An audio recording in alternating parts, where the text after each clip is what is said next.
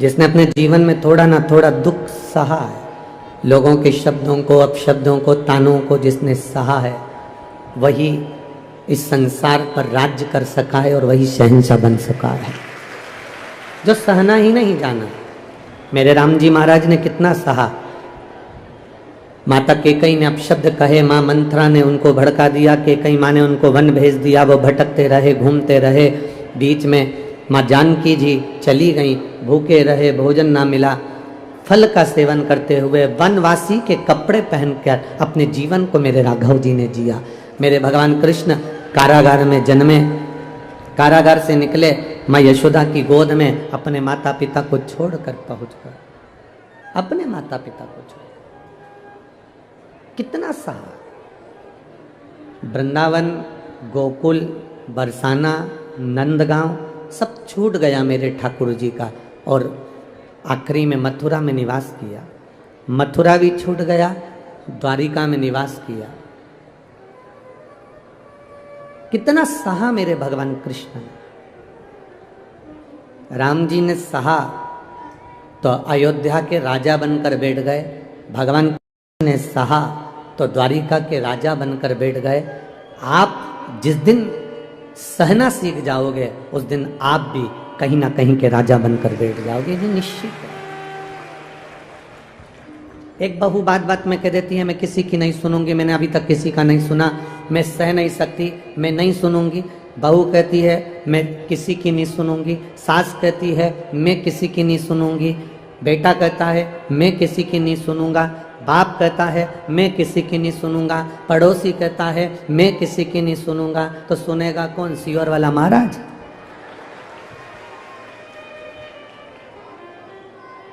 ना सास सुनने को तैयार है, ना बहू सुनने को तैयार, ना सास सुनने को तैयार है, ना बहू सुनने को तैयार है।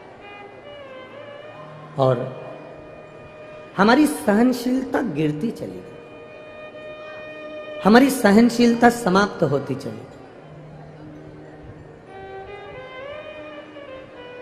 हमारी सहनशीलता नीचे की ओर जाती चली गई। हम वैभव में तो बढ़ गए हैं, हम सत्ता में तो बढ़ गए हैं, हम धन में तो बढ़ गए हैं, पर हमारी सहनशीलता घटती चली गई। कोई ने कुछ बोला और आपको क्रोध आया, किसी ने कुछ बोला और आपको अपशब्द सुनते से ही क्रोध आ गया, ये आपकी सहनशीलता दबी है। एक सरल सी बात आपके जीवन में उतारिएगा, एक सहज सी बात आपके भीतर रखिएगा। महाराज, मेरा निवेदन है सभी श्रोता भाई बहनों से, ये इतने सारे जो भक्त लाखों की संख्या में आए हैं, ये कथा सुनने के लिए आए हैं।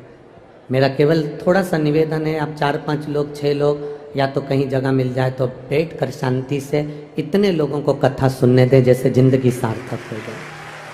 5वें दिन की कथा है। आज मेरा बाबा क्या तुमको देकर चले जाएगा पता नहीं, उसको दिल से आप रिझा लें। 3 घंटे की कथा में आधा घंटा आशीष भैया ले लेते हैं, 2.5 घंटे की कथा हम बोल पाते हैं। अगर आप सुन लेंगे, स्वीकार कर लेंगे तो हम लुटा कर चले जाएंगे, बाद में आपकी मर्जी है, आप उसको स्वीकार करें ना करें। बस इतना निवेदन है कि हमको टाइम पास करना नहीं आता, कि हम कथा में 2-4 भजन गा दें और टाइम पास कर दें, और 2-4 भजन गाकर थोड़ी बहुत टाइम पास कर 3 घंटे पूरे कर अपने घर चले जाएं। आप लोग इतनी दूर दूर से हजारों रुपए खर्च कर आते हो, आपके इस झोली में मेरा भोलेनाथ कुछ देकर भेज दे, बस इतनी कामना हम बाबा से करते हैं। आप जितने शांति से कथा का आनंद लेंगे उतनी जिंदगी की सार्थकता है, उतना अपने जीवन की एक आनंदता। हमारी सहनशीलता घट रही है, हमारी सहनशीलता समाप्त हो रही है। हमें कोई अपशब्द कह देता है, हमें कोई ताना दे देता है, हमें कोई गाली दे देता है और हम क्रोध में आ जाते हैं।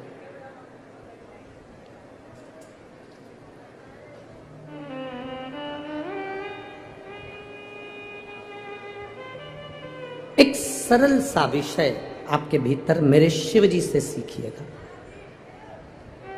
मेरे शंकर भगवान से एक सरल सा विषय आप अपने जीवन में सीखिएगा। मेरे भोलेनाथ जी से आप एक सरल सा विषय अपने जीवन में उतारिएगा। शंकर भगवान के जीवन में भी कष्ट कम नहीं थे। दुनिया को अमृत मिला और मेरे महादेव को विष मिला। कोई कोई घर की बहू ऐसी होती है, कोई कोई घर का बेटा ऐसा होता है, कोई कोई घर की माताएं ऐसी होती हैं, कोई कोई घर के बुजुर्ग ऐसे होते हैं, कोई कोई घर के बहन बेटी, घर का बड़ा, घर का बुजुर्ग, घर का समाज का कोई ना कोई व्यक्ति ऐसा होता है जिसको सुनना पड़ता है, जिसको सहना पड़ता है। और जिस दिन आपने सहने की और सुनने की आदत डाल ली, उस दिन आपकी जिंदगी सार्थक हो गई, उस दिन आपका जीवन सार्थक हो गया। क्या महादेव जी के जीवन में दुख नहीं आया? शंकर भगवान के सम्मुख में विष का प्याला आया, पी गए। माता लक्ष्मी जी की माता जी मां ख्याति देवी ने अपनी बेटी लक्ष्मी का विवाह शिवजी से करने का मन में ठाना। माता ख्याति देवी ने भगवान शंकर के साथ लक्ष्मी जी का विवाह करने का ठाना।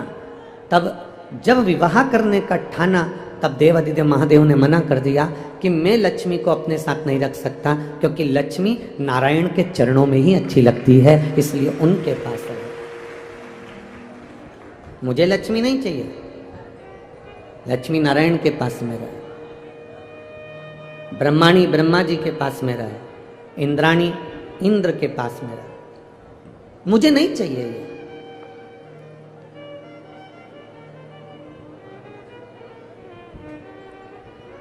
विष आया, कष्ट आया,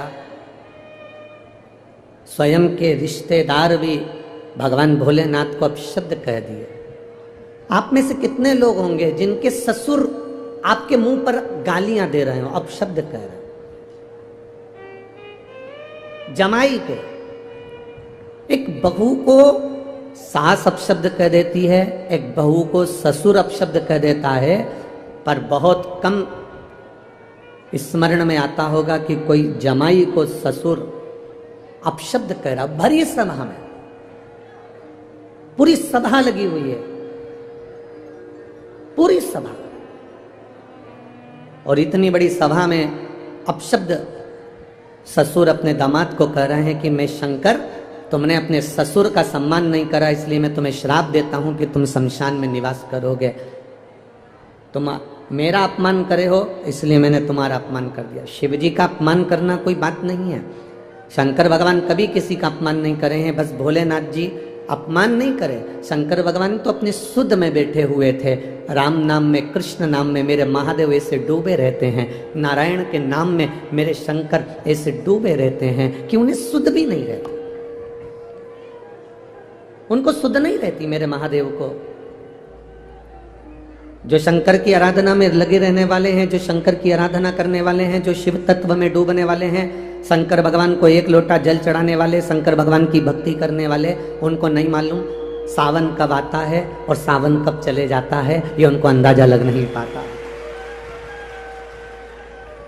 कब सावन आ गया, कब सावन चले गया, ये नहीं मालूम। आप में भी कई माताएं ऐसी बैठी हैं, आप में भी कई भाई, कई बेटे, कई बेटियां ऐसी बैठी हैं जिनको ये भी नहीं मालूम पड़ा कि अधिक मास कब आ गया, कब चले गया। सावन के बीच में कब अधिक मास 1 महीने का पूरा निकल गया, आपको मालूम ही नहीं पड़ पाया, क्योंकि आप शंकर की भक्ति में ऐसे रमे हुए थे, शिव जी की भक्ति में ऐसे रमे हुए थे कि सावन 2 महीने का हो गया तो भी सावन कब निकल गया पता नहीं पड़ पाया, और 5-6 दिन बचे वो भी निकल जाएंगे तो मालूम नहीं पड़ पाया।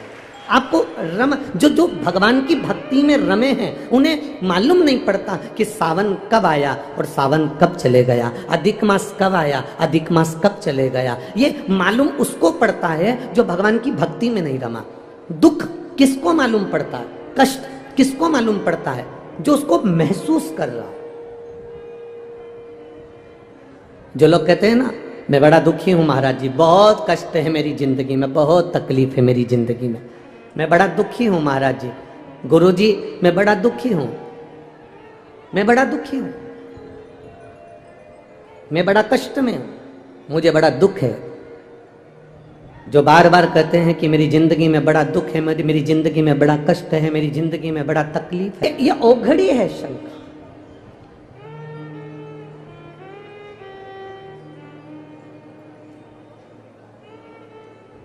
अरे तेरा ही दिया मैंने खाया पिया है, तेरा शुक्रिया है, तेरा शुक्रिया है। मुझे भोले बाबा ने बहुत दे दिया है, तेरा शुक्रिया है, तेरा शुक्रिया। ये उसकी कृपा से मिला। आप बैठ जरूर गए हो, आप आ गए हो शिव महापुराण की कथा में। कई लोग हमसे कहते हैं गुरुजी आप हमेशा कथा दोपहर में बाँचते हो, तो आखिरी दिन की कथा भी तुम्हें दोपहर में करना चाहिए, फिर तुम इतनी जल्दी कभी 8 बजे कभी 9 बजे सुबह से कथा रख देते हो, उसका कारण क्या है? हमने कल कथा में आपको कहा था, रेत के ढेर पर शक्कर को पटक दो, चींटी उस शक्कर को उठाने आ ही जाती है। अगर जो शंकर के भक्त हैं वो समय नहीं देखते, शिव की उपासना का समय कहां है? बहुत सारे मिलेंगे आपको ज्ञान देने वाले, बहुत ऊंचे ऊंचे पद पर बैठकर आपको ज्ञान देंगे वो लोग, और कहेंगे शंकर की पूजन इस टाइम करना चाहिए, शंकर की आराधना इस समय करना चाहिए, शंकर को भगवान का भजन इस समय करना चाहिए, शंकर के मंदिर इस समय जाना चाहिए, शंकर का गुणगान इस समय करना चाहिए, शंकर का भजन इस समय करना चाहिए। बहुत सारे, जब तुम टीवी खोलोगे तब तक तुम्हें कोई ज्ञान देने वाला मिल जाएगा कि शंकर के मंदिर में पूजन का समय ये है, शंकर के मंदिर में आराधना का समय ये है, शंकर के मंदिर में पूजन का समय ये है। जब टीवी खोलोगे नए नए लोग तुमको ज्ञान देने के लिए आ जाएंगे। जो तुमको ज्ञान दे कि शंकर की पूजन का ये समय है, उनसे कहना शंकर का नाम महाकाल है, काल आने का समय बता दो तो महाकाल की पूजन का भी समय निश्चित हो सकता है। मरने का कोई समय नहीं होता। मौत नहीं देखती कि तू सुबह मर रहा है कि शाम को मर रहा है, मौत नहीं देखती कि तू दिन को मर रहा है कि रात को मर रहा है, मौत नहीं देखती कि तू 11 बजे मर रहा है कि 12 बजे मर रहा है, मौत नहीं देखती कि तू सुबह 4 बजे मर रहा है कि रात्रि के 3 बजे मर रहा है। जब मौत का समय नहीं है तो मेरे महाकाल के भजन का भी कोई समय नहीं है, मेरे शिव के भजन का कोई समय नहीं है।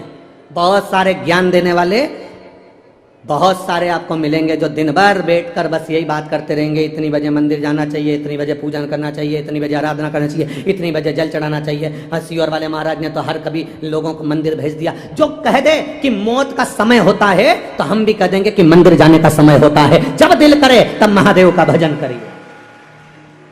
जो कह दे कि मरने का समय निश्चित है, मृत्यु का समय निश्चित है कि ये सुबह 4 बजे मरेगा, ये 3 बजे मरेगा, ये 5 बजे मरेगा, तो हम भी कह देंगे कि मंदिर जाने का समय ये है।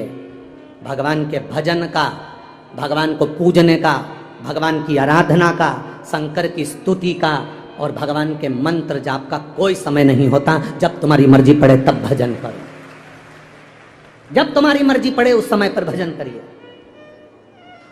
द्रौपदी जिसका रजस्वला धर्म, 3 दिन के रजो धर्म में थी द्रौपदी, केवल तीसरे दिन का स्नान करा था द्रौपदी ने रजो धर्म में, और दुशासन उसके बाल पकड़कर सभा में लेकर आ गया। अगर द्रौपदी सोचती कि मैं रजो धर्म में हूं, मैं रजस्वला हूं, मैं भगवान को कैसे भजूं, मैं भगवान को कैसे पुकारूं, पर द्रौपदी रोती रोती जब अपने गुरु द्रोणाचार्य के सामने पहुंची तो गुरु जी ने कह दिया, द्रौपदी कोई तुझे नहीं बचाएगा, बचाएगा तो वो जो मैंने तुझे गुरु मंत्र दिया है, जो मैंने तुझे मंत्र प्रदान करा है, वो मंत्र भज।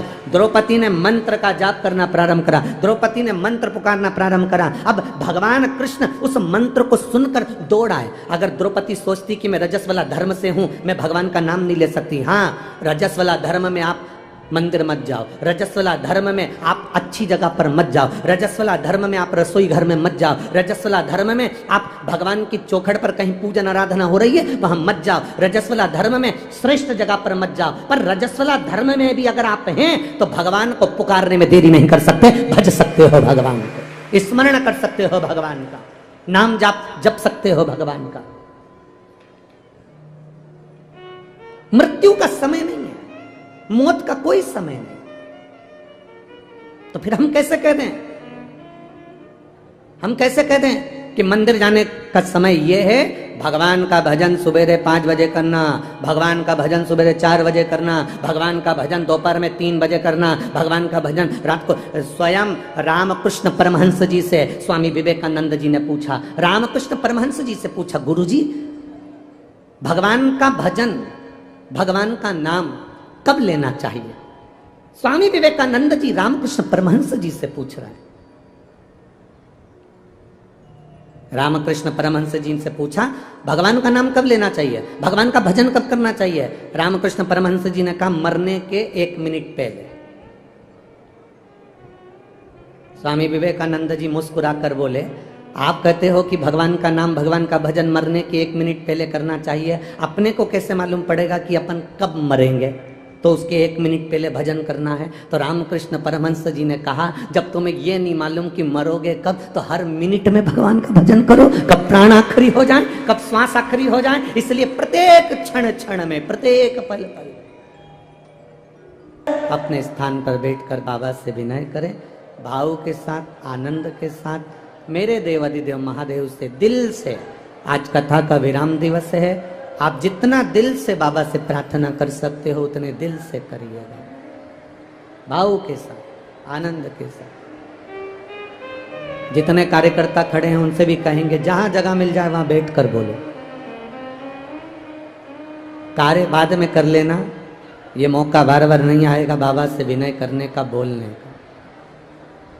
अपने स्थान पर बैठकर बाबा से हृदय से, भाव के साथ, दिल से करें। श्री शिवाय नमस्तु, श्री शिवाय नमस्तु,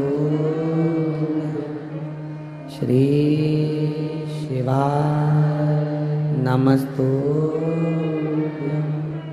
श्री शिवाय नमस्तु, श्री शिवाय नमस्तु। भोला सब दुख काटो मारा, ओ भोला सब दुख काटो मारा। शिव शंकर जपूं तेरी माला, भोले बाबा जपूं तेरी माला, भोला सब दुख काटो मारा, ओ भोला सब दुख काटो मारा। वेश मंगल मंगलकारी, वेश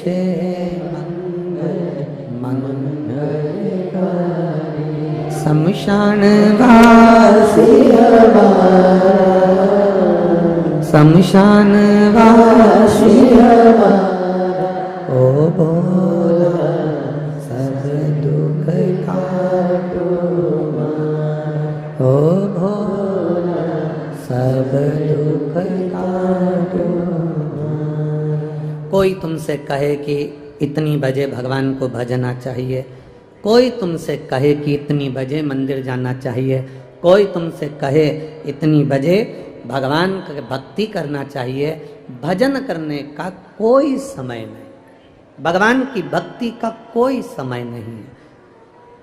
दुख, तकलीफ, कष्ट, बीमारी, रोग या कोई तकलीफ हमारे पास आती है तो समय देखकर नहीं आती, तो भगवान भी हमारे पास आए तो समय देखकर नहीं आए, जब दुख हो तब मेरा महादेव हमारे पास आए।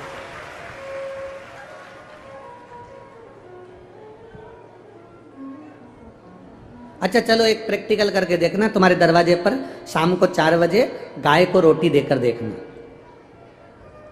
गाय कितनी बजे तुम्हारे दरवाजे पर पहुंचेगी रोज? जम के बोलो जरा, 4 बजे। 3 बजे रोटी दोगे तो गाय कितनी बजे पहुंचेगी रोज? 3 बजे। सुबह 9 बजे रोटी दोगे तो गाय सुबह 9 बजे पहुंचे। तुम जिस टाइम गाय घड़ी पहनती है क्या?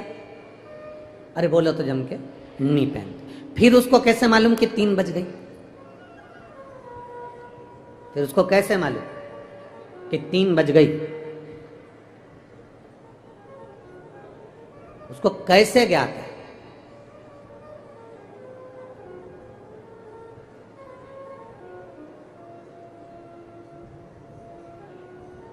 शिव महापुराण की कथा कहती है 33 कोटि देवी देवता गौ माता के शरीर में निवास करते हैं और वो प्रेरणा देते हैं। 33 कोटि देव। मैं राजगढ़ की राधा रानी गौशाला के लिए धन्यवाद देता हूँ, जो विकलांग गायों को और सहजने में लगे हैं, उनको संभालने में लगे हैं। बहुत बहुत साधुवाद है राधा रानी गौशाला राजगढ़ क्षेत्र को, बहुत साधु। अब तुमने 3 बजे गाय को रोटी दी तो रोज 3 बजे गाय तुम्हारे यहाँ आएगी। तुमने 4 बजे रोटी दी तो गाय रोज 4 बजे आएगी। 5 बजे रोटी दी तो 5 बजे आएगी। अब तुम अंदाजा लगा कर बैठना, तुम सवेरे केवल एक बार सवेरे 9 बजे भगवान का भजन करते हो तो भोलेनाथ भी कह देगा जब ठीक 9 बजे तेरे को तकलीफ आएगी तब मैं भी आऊंगा, 9 बजे ही आऊंगा।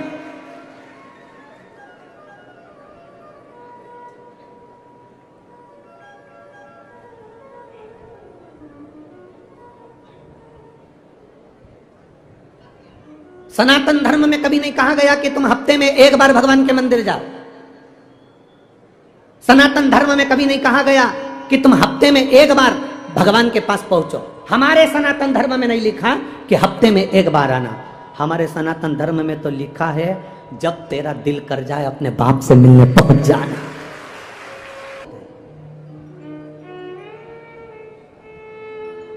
जहां सारे डॉक्टर फेल हो जाते हैं तब एक डॉक्टर ऊपर भी बैठा है। एक बैठा है ऑपरेशन करते समय, अंतिम श्वास के समय पर अच्छे से अच्छे हॉस्पिटल के डॉक्टर भी कह देते हैं हमने अपना काम पूरा कर दिया, अब उसके हाथ में है। मतलब डॉक्टर को भी मालूम है कि एक डॉक्टर और है जो कर सकता है।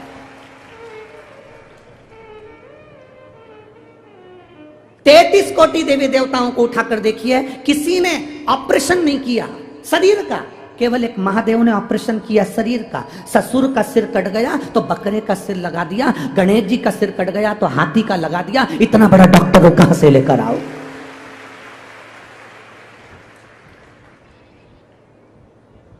हमारे यहाँ हड्डी जोड़ देते हैं, हमारे यहाँ प्लास्टिक के उसमें लोहे की राड डाल देते हैं, पर जरा विचार करो वो डॉक्टर कितना प्रबल होगा जिसको महामृत्युंजय कहते हैं, जो धड़ पर हाथी का मुख रख सकता है, जो धड़ पर बकरे का मुख रख सकता है, वो डॉक्टर कितना प्रबल होगा। सहज इसलिए हमारे यहां हॉस्पिटल में रहने वाले डॉक्टर को भी शिव कहा जाता है और शंकर को भी डॉक्टर कहा जाता है।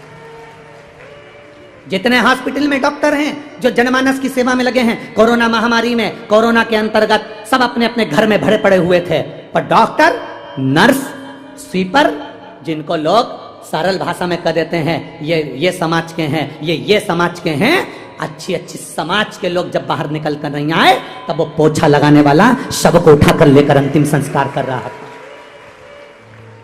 वो पोछा लगाने वाला अंतिम संस्कार कर रहा था, उसको कोरोना नहीं लग रहा था। वो आगे बढ़कर एक बेटा जो फर्ज अदा करता है, लोग कहते हैं ये छोटी समाज के, ये ऊंची समाज के, ये समाज के, वो समाज के, जो छोटा है उसने कितनों का अंतिम संस्कार कर दिया, कोई नहीं आया, अच्छे अच्छे घर में पड़े रहे और वो आगे निकलकर अंतिम संस्कार करते रहे। हम बटे हुए हैं, या हम कहते हैं ये ब्राह्मण है, ये क्षत्रिय, ये वैश्य है, ये शूद्र है, बांट हम रहे, बट हम रहे। ये राजनीति के चक्कर में सारे भारत की भूमि के सारी समाजों को अलग अलग बांट दिया गया है, पर मेरा शंकर सबको एक जानता है। इसलिए मेरे शिव जी के ऊपर जो पानी गिरता है तो एक एक बूंद गिरता है कि आप सब एक हो, अलग अलग नहीं। दुख आया कोई नहीं आया, तब वो झाड़ू लगाने वाला, पोछा लगाने वाला, वो कंपाउंडर, वो लगा रहा पोछा वाला, झाड़ू वाला, वो गोली दवाई देता रहा, और परिवार वाले केवल फोन पे सूचना लेते रहे, पिताजी की तबीयत कैसी है, माताजी की तबीयत कैसी है, सब घर में पट्टा बांध बांध के पड़े रहे, और वो आगे रहकर तुम्हारे घर के लोगों को दवाई दे रहे थे। उनका एहसान कभी जिंदगी में नहीं भूल पाओगे तुम, कभी जिंदगी में नहीं भूल पाओगे तुम।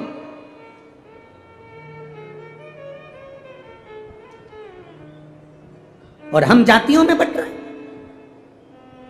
हम ऊंचे ये नीचा, हम ऊंचे ये नीचा, हम बड़े ये छोटा। रोटी तो उतनी खाते हो, हम बड़े ये छोटा, हम ऊंचे ये नीचा। रोटी तो उतनी खा रहे हो, शरीर में तुम्हारे को जब खून की जरूरत पड़ती है तब लिखकर भेजना कि मैं ब्राह्मण हूं, तो ब्राह्मण का ही खून चढ़ाना रे। मैं छत्री हूं तो छत्री का खून चढ़ाना रे। मैं वैश्य हूं तो वैश्य का खून चढ़ाना, मैं शूद्र हूं तो शूद्र का खून चढ़ाना। डॉक्टर नहीं देखता कि तुम्हारे शरीर में जब खून की कमी पड़ती है, तुम्हारे शरीर में जब ऑपरेशन होता है, जब तुम पड़े रहते हो और खून की कमी होती है, तब यह पूछा नहीं जाता कि यह ब्राह्मण का है कि क्षत्रिय का है कि वैश्य का है कि शूद्र का है। तब तो केवल प्राण बचाए जाते हैं कि कैसे भी प्राण बच जाए। ब्लड किसका है, खून किसका है, बस प्राण बच जाए। तो परमात्मा भी नहीं देखता रे कि तुम कौन हो, परमात्मा तो ये देखता है कि तुम भजन कैसा कर रहे हो, मुझे पुकार कैसे रहे हो, मुझे भज कैसे रहे हो। भगवान ने कभी नहीं देखा कि तुम सोने के सिंहासन पर भगवान को रखोगे तो भगवान ज्यादा प्रसन्न होगा, तुम ज्यादा डेंटिंग पेंटिंग करके कथा में जाओगे तो भगवान ज्यादा प्रसन्न होगा। भगवान तो नहीं होगा, बेरूलाल हो जाएगा। भगवान ना देखे, सोने के सिंहासन पर भगवान को रखो, भगवान प्रसन्न होगा।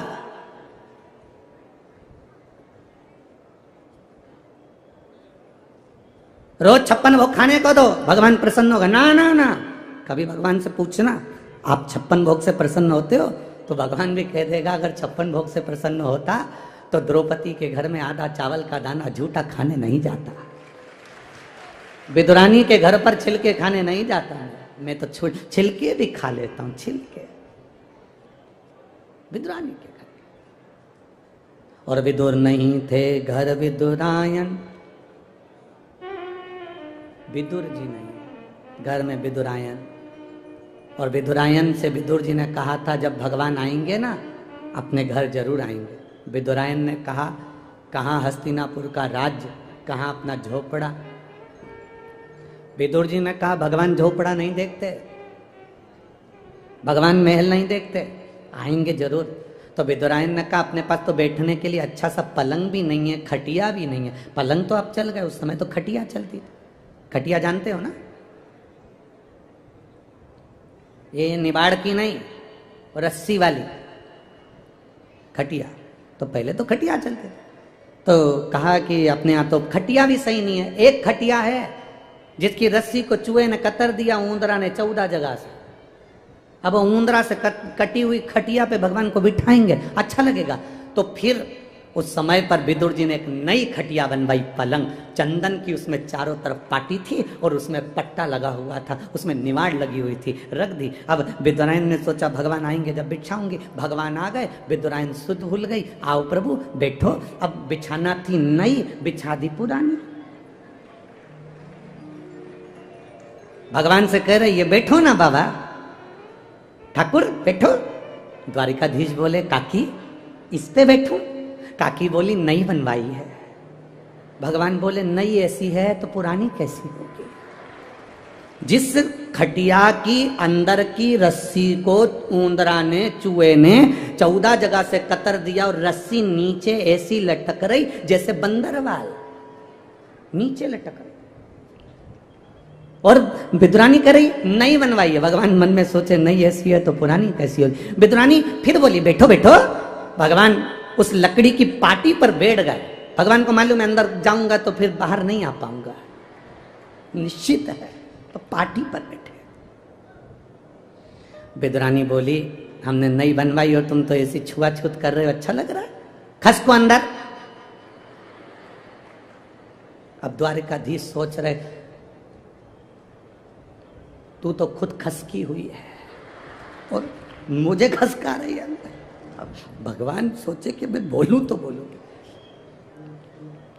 इतने में विदुरानी बोली, अभी रुको, मैं तुम्हारे लिए खाने का सामान लाती हूँ। भगवान बोले, रहने दे, मेरा तो पेट भरा है। बिठाए सी रही है तो खिलाएगी क्या? और डांट अलग रही है। वो केले लेकर आ गई और आते से बोली, अभी तक नहीं खसका। खसक जो भगवान अंदर खसके, बस भगवान पड़े। विदुरानी ने पूछा, कैसा लग रहा है? भगवान कहे, ऐसा लग रहा है जैसे 100 किलो कपास के गद्दे पे पड़ा, ऐसा लग। विदुरानी बोली, अब मैं तुम्हारे लिए खाने का केला लाई हूं। इतने में भगवान ने सोचा, चलो इतनी अकल तो है इसमें कि केला लाई, नहीं तो भाटा उठा लाती, इसका क्या ठिकाना। केला लाई और केला छील के भगवान को देने के लिए तैयारी कर रही है। और फिर केले के अंदर की जो गिरी थी उसको नीचे पटक दी, छिलका निकाल कर भगवान को दे दिया। लो, भगवान ने पूछा, ये क्या है? विदुरानी बोली, ये केला है। भगवान बोले, वो नीचे पटका क्या है? तो कि वो छिलका है। भगवान बोले, तुम्हारे यहाँ उल्टा खाते हैं? विदुरानी बोली, तो तुम्हारे यहाँ इनसे खाते हैं, खाओ जल्दी केला। पटकती जाए, छिलका छिलका भगवान को देती जाए। भगवान ने विदुरानी से पूछा, सारा केला हमको खिला दोगी तो फिर तुम क्या खाओगी? विदुरानी बोली, जो नीचे पड़ा है वो हम दोनों खा ले, जो नीचे पड़ा। अरे भगवान कृपा। दुर्योधन के मेवा त्यागे और साग भी दूर घर खाई, सबसे ऊंची प्रेम। ये प्रेम है हमारा। भगवान नहीं देखता कि तुम्हारा झोपड़ा है, घर है, तुम ब्राह्मण हो, क्षत्रिय हो, वैश्य हो, शूद्र हो। भगवान नहीं देखता। भगवान ये देखता है कि तेरे मुख से भजन कितना हुआ, राम नाम, कृष्ण नाम, शिव नाम तूने जपा कितना। और जात न पूछिए साधु की, पूछ लीजिए ज्ञान। मूल करो तलवार का, पड़ी रहन दो।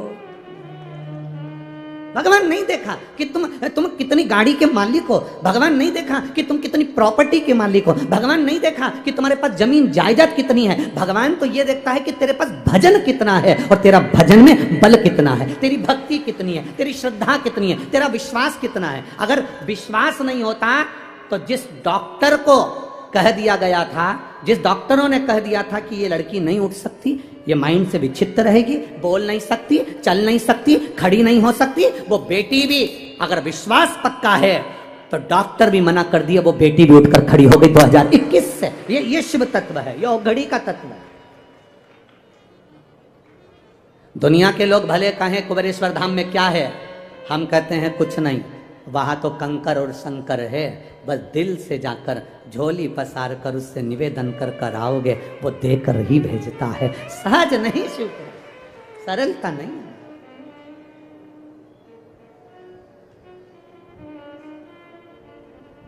शंकर शंकर एक प्राप्ति का केंद्र बिंदु बने। भजन में इतने खो जाओ, शुद्ध ना रहे, शुद्धता चली। अरे खानो नहीं भावे मन, पीनो नहीं भावे रे, दौड़ दौड़ मन सत्संग जावे रे। ये चित्त दौड़ कर भगवान की मंदिर तक, जिस दिन तुम मंदिर ना जाओ उस दिन तुम्हारे मन को लगना चाहिए, आज मेरा कोई काम रह गया। ऐसा लग रहा है आज मैं मंदिर नहीं गई ना तो खाली खाली दिख रहा, मंदिर नहीं गई ना तो अच्छा नहीं लग रहा। जो जिसको ऐसा लगता है कि मंदिर नहीं गई जल चढ़ाने तो मेरे को ऐसा लग रहा है मैं खाली हूं, मंदिर नहीं गई ना पानी चढ़ाने भगवान शिव जी को जल चढ़ाने के लिए तो खाली लग रहा है, मैं मंदिर नहीं गई ना अच्छा नहीं लग रहा। जिसको ऐसा महसूस होता है कि मंदिर नहीं गई तो अच्छा नहीं लग रहा, उसी तरह भगवान को भी लगता है कि तेरे ऊपर दुख आया तो मुझे अच्छा नहीं लगेगा, मैं आकर स्वयं खड़ा हूं, मैं स्वयं आऊंगा।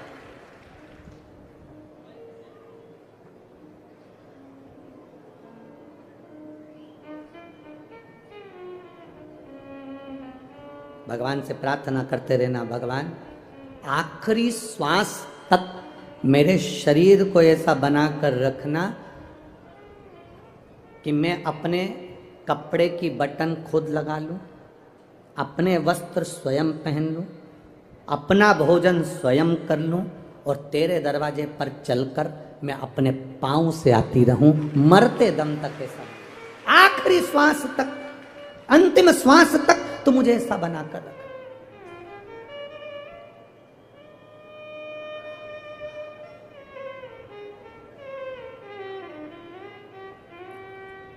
देखो, परिवार के लोग तुम्हें डॉक्टर को दिखा देंगे, परिवार के लोग तुम्हें दवाई दे देंगे, परिवार के लोग पैसा खर्च कर देंगे, पर जीजी और मेरे जी जाऊं, एक बात याद रखना, शरीर का कष्ट तो अपने को ही भोगना पड़ता है। पैसा लगा देंगे परिवार वाले, अच्छे डॉक्टर को दिखा देंगे परिवार वाले, दवाई दिलवा देंगे परिवार वाले, तुम्हें बिठाकर गोली भी खिला देंगे परिवार वाले, पर शरीर में जो कष्ट होता है वो कोई दूसरा नहीं भोगता, अपने को भोगना पड़ता है। इसलिए भजन अपने को खुद करना पड़ेगा। भजन स्वयं करो, भक्ति स्वयं करो, स्मरण स्वयं करो, मंत्र जप स्वयं करो, नाम जप स्वयं करो।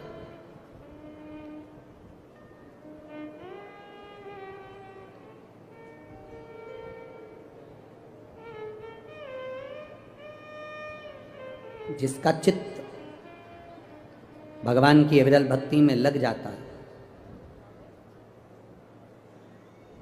जरूरी नहीं होता कि वो सुबह हो, दोपहर हो, शाम हो, तभी भगवान को याद करेगा।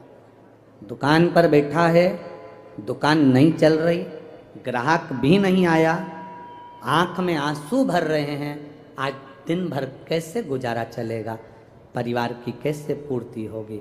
उस समय पर मेरा दुकान पर बैठे हुए एक एक भाई से निवेदन है, उस समय पर रोना नहीं है, दुखी नहीं होना है। उस समय पर गादी पर बैठकर श्री शिवाय नमस्तुभ्यम, हम तो आप लोगों से कहते रहे हैं और आज फिर कह रहे हैं। मेरा जिन जिन के व्यापार चलते हैं, जिन जिन की दुकान चलती है, उन माताओं के निवेदन है कि आप अपने शंकर भगवान के मंदिर में जब जल चढ़ाने जाओ, थोड़ा सा जल कटोरी में या उस लोटे में लेकर आया करो। वो जल एक छोटी सी डब्बी रख लो, एक डब्बी पति के हाथ में जल भर कर दे दिया करो। दुकान पर जब प्रवेश करो ना, तो थोड़ा सा जल छीट देना, मेरा बाबा स्वयं आएगा कार्य कर। वो डब्बी अगर पति लाने में भूल गया तो 2-3 डब्बी रख लो, इतनी सी। लोग तो संक्रांति पे तो बांटते ही हैं इतनी सी डब्बियाँ, तो वो डब्बी अपने कब काम आएगी? वो तीसरी डब्बी किसी काम की तो रहती नहीं, उसको जल भरने के लिए रख लो।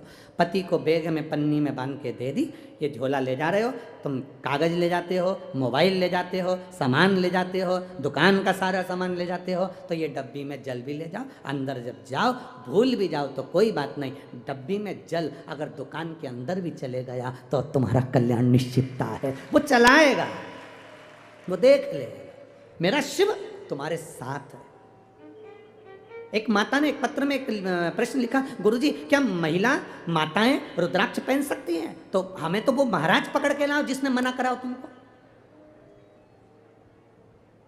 जो तुमको मना कर रहा है कि रुद्राक्ष मत पहनो, बच्चे, बूढ़े, जवान, नारी, पुरुष, सब भगवान शंकर का रुद्राक्ष अगर आपके पास में है, कुबेरेश्वर धाम का रुद्राक्ष है, आपके पास में रुद्राक्ष है, उसको लाल धागे में अपने गले में धारण करो। महाराज शास्त्र कहता है, अगर गले में वो एक अपन भगवान को भोग लगाते हैं तो भोजन की थाली में क्या डालते हैं? जम के बोलो, तुलसी। तुलसी क्यों डालते हैं? भगवान उसको स्वीकार करता है। बिना तुलसी के तो भगवान भोजन भी नहीं करता, भोजन भी ग्रहण नहीं करता। तो गले में तुलसी की माला हो, रुद्राक्ष की माला हो, तो समझ लेना कि शंकर भगवान स्वीकार कर रहे हैं इस शरीर को, इस शरीर को। क्या मिलेगा रुद्राक्ष पहनने से? क्या प्राप्त होगा रुद्राक्ष पहनने से? जो पहनते हैं उनको मालूम होगा क्या मिलेगा। मिलने की तो जाने दो। अंत समय प्रभु वचन दिया,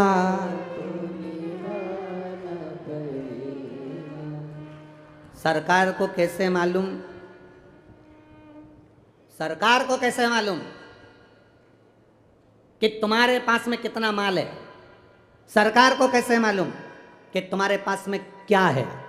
सरकार को कैसे मालूम कि तुम्हारा एड्रेस, तुम किस जगह पर कहाँ रहते हो? जरा सी देर में सर्च करा और निकल गया कि ये लीलाबाई इस जगह पे रहती है, कमलेश इस जगह पे रहता है, और सरकार वहाँ पहुँच जाती है। उसी तरह हमारे गले में रुद्राक्ष और तुलसी की माला होती है तो परमात्मा भी उस जगह पर पहुँच जाता है जहाँ तुम होते हो। उसको मालूम है कि तुम कहाँ हो।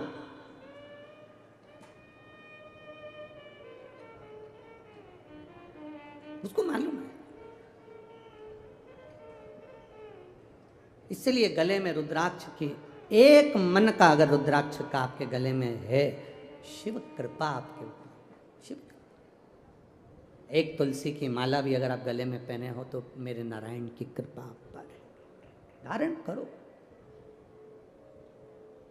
और मुख में हो राम नाम, राम सेवा हाथ में, तू अकेला नाही प्यारे राम तेरे साथ में। जिंदगी की बागडोर हाथ दीना नाथ के, वो महलों में रखे चाहे झोपड़ी का वास दे। ये हमारे ऊपर निर्भर करता है, हम कितना भजन करें, हम कितना स्मरण करें, हम कितनी भक्ति को धारण करें। शिव महापुराण की कथा कहती है भगवान देवादिदेव महादेव ने माँ पार्वती को काशी की भूमि पर, अभी जहाँ जिस काशी की भूमि पर जीव मुक्त हो जाता है, ऐसी अभिमुक्त भूमि पर भगवान शंकर ने माँ पार्वती को भ्रमण कराया काशी की रज को। काशी की रज को भ्रमण करा रहे महादेव।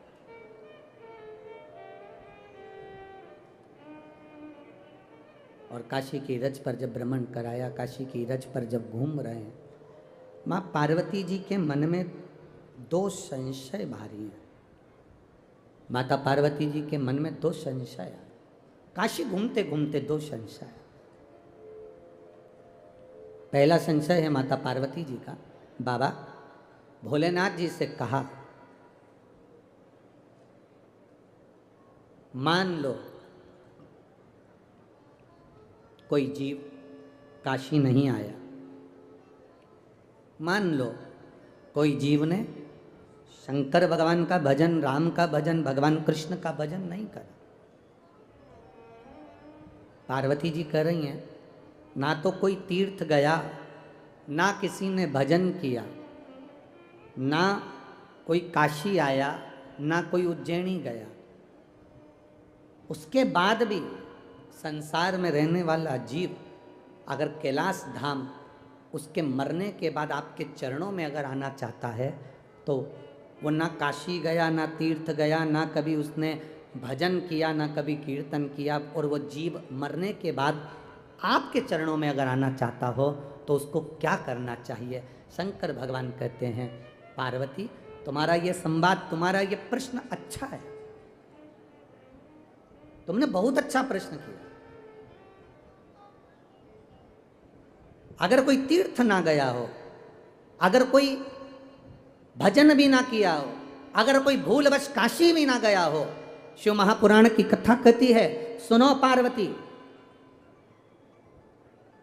जहां वो निवास करता है, जहां वो रहता है, उस भूमि पर जहां वो रह रहा है, उसके नगर में, उसके क्षेत्र में, उसकी कॉलोनी में, उसके मोहल्ले में, उसके खेड़े में कहीं शिवालय हो, और उस शिवालय के सामने से भी अगर वो निकल गया और भूल से भी शंकर मंदिर के शिखर का दर्शन कर लिया तो भी वो कैलाश पहुंच ही जाता है। मात्र शिखर दर्शनम सर्व पाप नाशनम।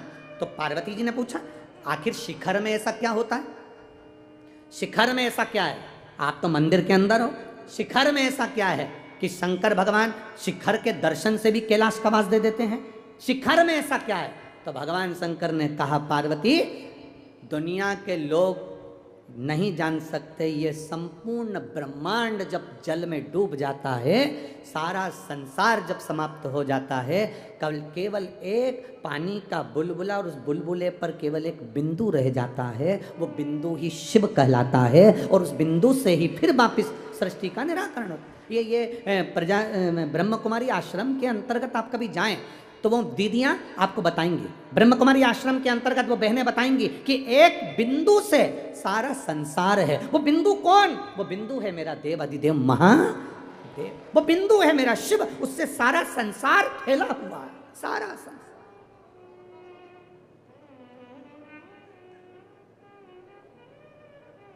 जिस मंदिर पर शिखर नहीं होता, जिस मंदिर, शिखर से मतलब जानते हो ना आप, बोलो बोलो जम के, शिखर का मतलब होता है वो एक पीतल का, तांबे का एक ऊपर कलश चढ़ा होता है, देखा है आप लोगों ने? बोलो जम के बोलो। दुनिया के लोग भले कुछ भी कह दें कि हम सनातन धर्म को नहीं मानते, दुनिया के लोग भले कुछ भी कहते हैं कि हम हिंदू धर्म को नहीं मानते, सनातन धर्म को नहीं मानते, पर ऐसा कोई धर्म नहीं जिस धर्म में उनके शिखर पर भी वो तांबे का और पीतल का कलश ना हो। वो मेरे शिव की निशानी है, वो मेरे शंकर की निशानी है। प्रत्येक धर्म में, किसी भी धर्म में चले जाओ, हर धर्म के अंतर्गत उनके शिखर पर एक तांबे का कलश, पीतल का कलश होगा। शिव महापुराण में शंकर भगवान माता पार्वती को उस काशी की पावन धरा पर वर्णन करते हुए कह रहे हैं, पार्वती दुनिया के लोग मुझे मंदिर के अंदर चाहते हैं कि मैं मंदिर के अंदर हूँ, ऊपर जो तांबे का शिवलिंग की आकृति का जो छोटा सा शिखर मंदिर के ऊपर शिखर पर चढ़ा होता है, पार्वती वो मेरा प्रतिबिंब, मेरा स्वरूप होता है, चाहे वो कोई भी धर्म हो, कोई धर्म हो, किसी भी धर्म में चले जाओ, हर धर्म के अंतर्गत उनके ऊपर पीतल का, तांबे का कलश मिलेगा, वो कलश मेरा शिव है। अब तुम दुनिया का अस्तित्व मिटा दो, कलश को कैसे मिटाओगे? हम नहीं मानते सनातन धर्म को, हम नहीं मानते हिंदू धर्म को, हम नहीं मानते इसको, मत मानो। काका जी तो ऊपर चढ़े हैं, तुम्हारे मानने और ना मानने से क्या बैठा वजूद है, वो विराजमान है, वो है, तो ही तो हम आनंद कर रहे हैं।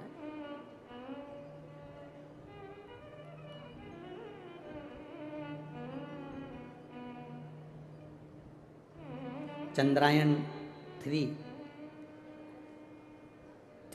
3 की लैंडिंग होना है 2-1 दिन के अंदर,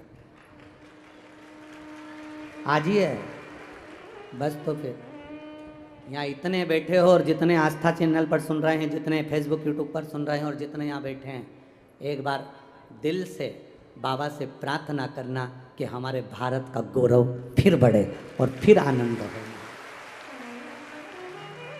सारे वैज्ञानिकों को, सारे रिसर्चों को और इस भारत के एक एक वैज्ञानिक गौरवों को मेरी ओर से बहुत बहुत बधाई, अग्रिम बधाई। बाबा कृपा करे, शिव कृपा हो और मेरे भारत का ये ध्वजा, मेरे भारत की ये पताका फिर पूरे चारों तरफ विश्व गुरु के रूप में फेमस प्रसिद्ध हो, यही आनंद। बोल भारत माता की। फिर वो एक ध्वजा चमके पूरे विश्व में।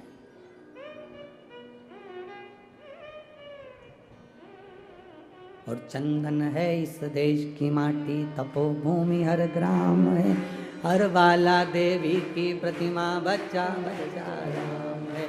जिसके सैनिक समर भूमि पर गाया करते गीता है, उसी माटी के हल्के नीचे खेली करती सीता है। ये सहज नहीं, भारत की धरा, ये मेरे भारत की भूमि जिसके कंकड़ कंकर में शंकर है, जिसके कण कण में देवता समाहित हैं। जरा विचार करिएगा, अमेरिका में कोई मरता है तो उसको डेथ कहते हैं, एक्सपायर। क्या बोलते हैं? जम के बोलो, जम के जरा, एक्सपायर। और भारत में अगर कहीं का बेवड़ा भी मरता है तो भी कहते हैं स्वर्गवासी। बोलो सही है कि गलत है? क्यों? वो तो बेवड़ा था, गाली देता था, गंदा था, मर गया तो स्वर्गवासी लिखना ही नहीं था, फिर भी लोगों ने स्वर्गवासी लिखा।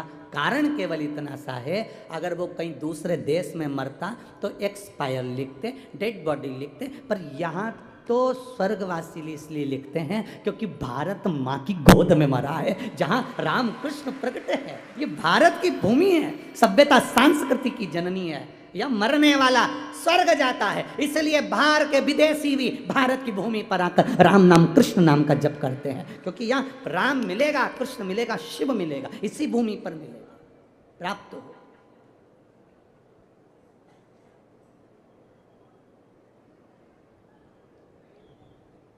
मिलेगा, आप ढूंढो उसको। कई बार हमसे कहते हैं लोग, आपने कभी शंकर जी को देखा है? हमने कहा हम तो रोज ही देखते हैं। उसने कहा कब देखा? हमने कहा ये इतने आते हैं ना, इनके दिल में वही तो बैठा है, इनके हृदय में वही तो बैठा है। कौन आता? सबके बच्चे स्कूल जाते हैं, सबके घर में काम पड़ा है, सवेरे 9 बजे तुम्हें कथा में पहुंचना है तो 3 बजे से उठी होगी, 3 बजे से रात से उठी होगी, तब घर का झाड़ू काम सब करके, सब धर धुरा के, और छोरा छोरी चिल्ला भी रहे, कहाँ जा रही? इतने में के भी दिया, ना ना मार से मत बोल जो, मार से तो तू जा कहाँ है भाई, कहाँ जाए? ओ भाई, ना ना दोष दूंगी, मार से मत बैठ। नहा धो के सुबह झाड़ झुड़ा के कर कुड़ा के आंखें से धर के पेंसिल से लाइन खींच के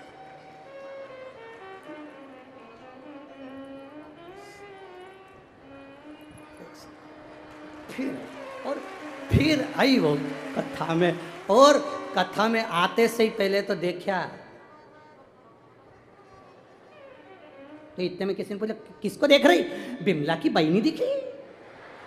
उसे देख के फिर बिमला की बाई ने इशारा और फिर ओके पास में बैठी, और बिमला की बाई ने पूछा कहीं लाई क्या? अब आती आती होटल पे से पोया समोसा ले आई।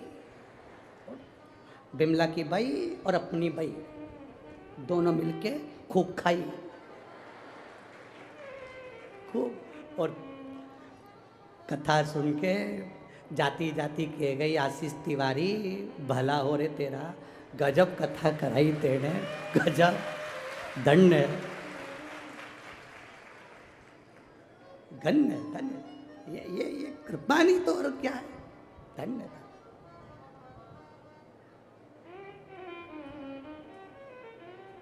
कहाँ गया आशीष तिवारी, कहाँ है?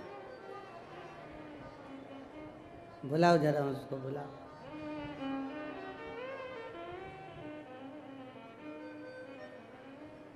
धन्यता है।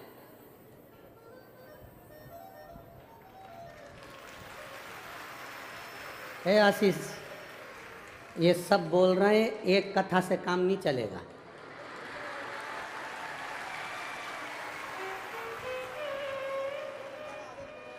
तो आशीष बोल रहा है कि बाबा कृपा करेगा और राजगढ़ वाले तैयार होंगे तो फिर आ जाएंगे।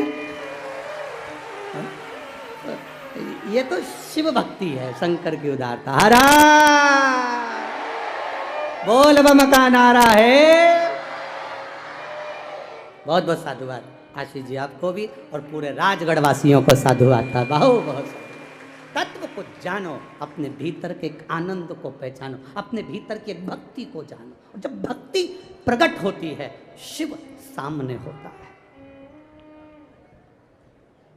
उसने कृपा करी ना करी, ये आप उससे पूछो जाकर, ये उसके ऊपर।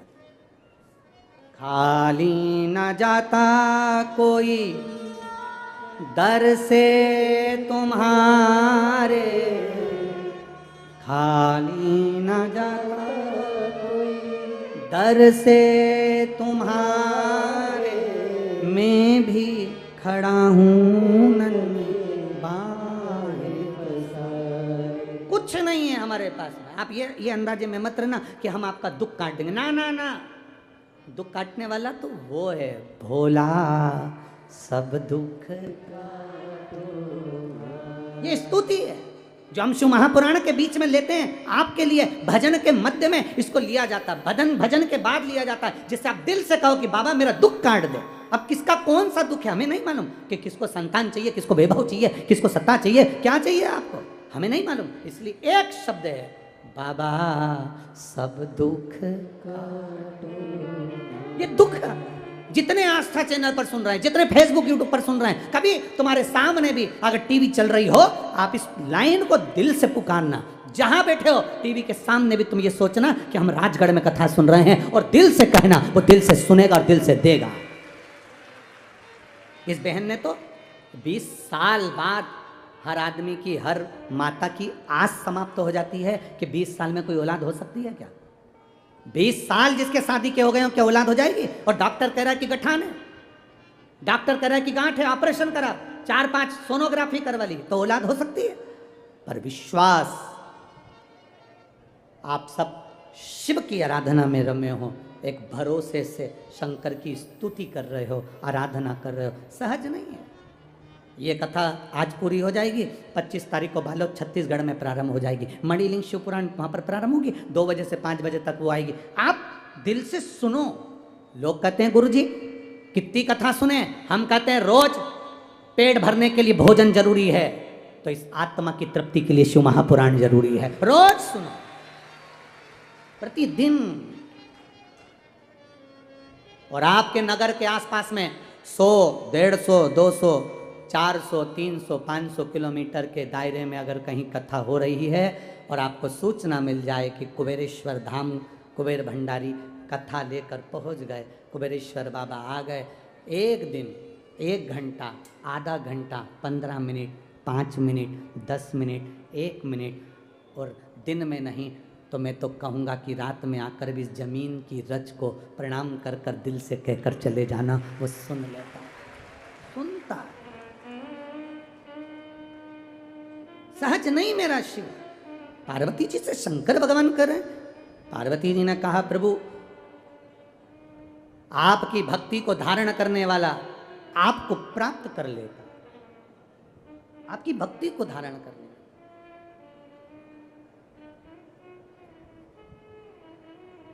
शिव मिले, भगवान से प्रार्थना करते रहा करो कि शरीर चले, जब तक तेरा भजन होता रहे, अंतिम श्वास तक। पार्वती महारानी शंकर जी से संवाद करती हुई, तारकाक्ष, विदुम्माली, कमलाक्ष की, तारकासुर के तीनों बेटों ने जब उपद्रव मचाया, तब शिव जी पशुपति नाथ बनकर 33 कोटि देवताओं को पशु बनाकर, 33 कोटि देवी देवताओं को पशु बनाकर शिव जी पशुपति नाथ बनकर तारकाक्ष, विदुम्माली, कमलाक्ष की, इन तीनों को संहार करने के लिए जा रहे हैं। पशुओं के देवता भी शिव हैं, पक्षियों के देवता भी शिव हैं, जलचर में रहने वाले, जल में रहने वाले जीव के देवता भी शिव हैं, और पृथ्वी पर रहने वाले मनुष्य, गंधर्व, असुर, किन्नर, सबके देवता शिव हैं। जो पल्ला झाड़ कर देते हैं वो देवता हैं, देव हैं, और जो छप्पर फाड़ कर देता है वो महादेव है।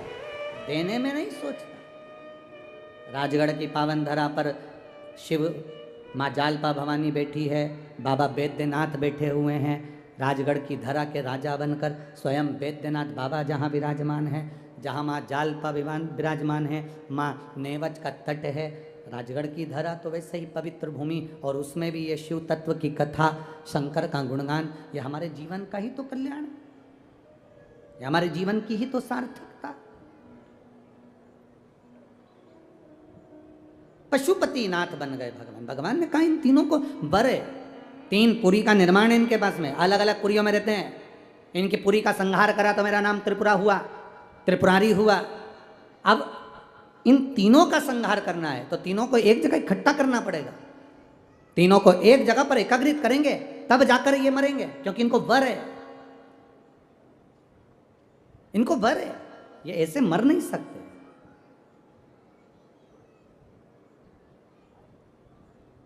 जो अच्छी प्रवृत्ति के लोग रहते हैं, भगवान की भक्ति में डूबने वाले, दूसरे के दुख को देखकर दुखी होने वाले, दूसरे के सुख को देखकर सुखी होने वाले, ऐसी प्रवृत्ति के जो लोग रहते हैं ना, इनको थोड़ा दुख आता जरूर है। जो असुर प्रवृत्ति के हैं, राक्षस प्रवृत्ति के हैं, इनको, क्योंकि ये फूलते हैं, और फूलो और फूलो, इनको और मिलता है। जब ये फूलते हैं और बढ़ते हैं तब ये और गलत काम करते हैं। जब गलत काम करते हैं तो एक दिन फिर पाप का घड़ा फूट ही जाता है और वो बर्बाद हो ही जाते हैं। पुण्य नष्ट नहीं होता।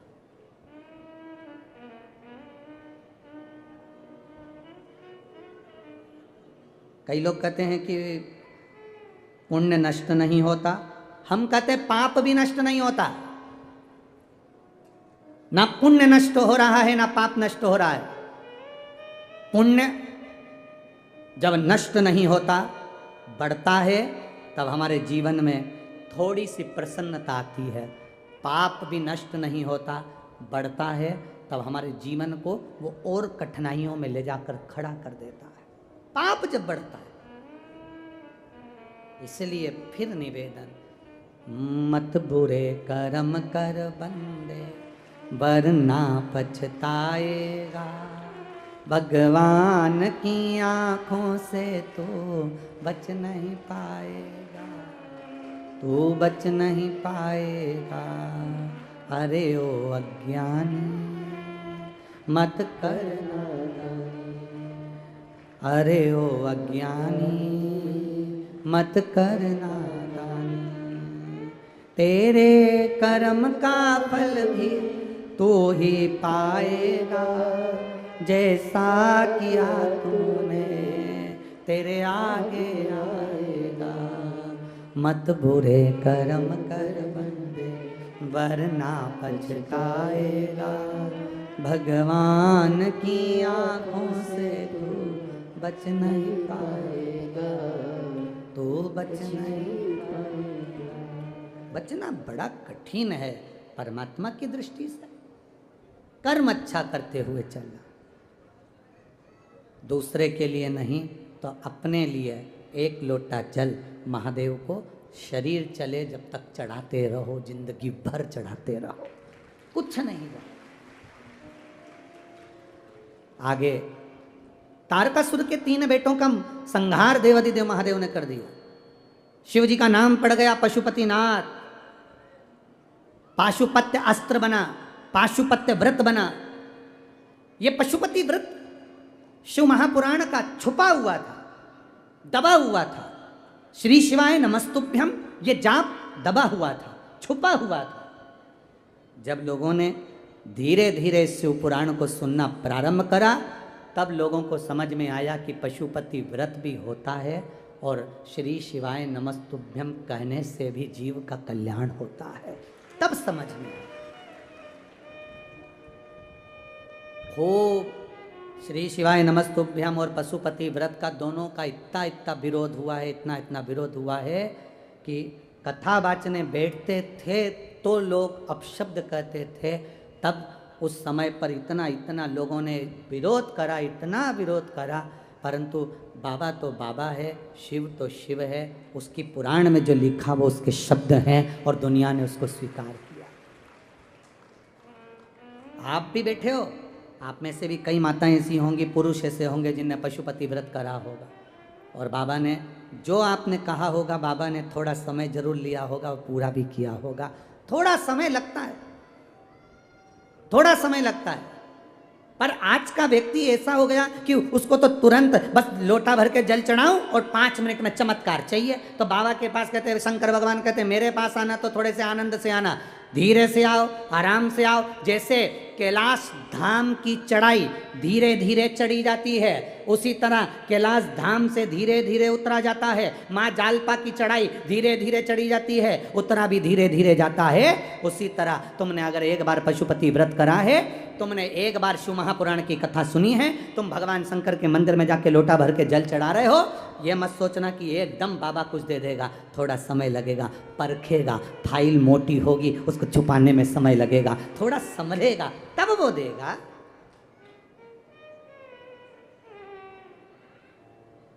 उसके पास में तुम्हारे लिए तुम सोचो कि हमें कहीं से गड़ा हुआ धन मिल जाए, तो भोलेनाथ जी के दादा हमारे पास ऐसा धन नहीं है कि तुम हमें नीचे से जमीन में से गड़ा हुआ धन दे रहे हो। समय लगेगा, होगा। पशुपति व्रत 5 सोमवार के व्रत होते हैं।